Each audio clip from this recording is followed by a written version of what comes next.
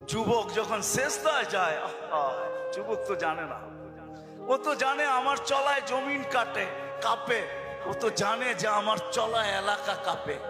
হায়, ও জানে না ওর সেজদায় যে আরশ কাঁপে, এটা ও জানে না। যদি জানতো তো এলাকা কাঁপাইতো না, যদি জানতো তো জমিন কাঁপাইতো না, ও সেজদা দিতে থাকতো আর আরশকে কাঁপাইতে থাকতো। যুবকের সেজদায় আরশ কাঁপে, আরশ। যুবক যখন সেজদায় যায়, সেজদায় পড়ে তো আল্লাহ ফেরেশ, নাইলে এই হাদিস কোনোদিন আসতো না। আল্লাহ ফেরেশতাকে বলে উনজুর ইলা শাব মাযা ইয়াফআল, যুবকের দিকে তাকাতো কি করে আল্লাহ জানেন।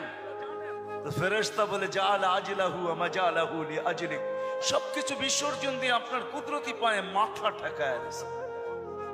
তা আল্লাহ বলে হাদা আবদি হাক্কা, এ আমার পারফেক্ট বান্দা, ইন্নী উবাহি বিহিল মালাইকা, তোমাদের উপরে আমি একে নিয়ে গৌরব করি।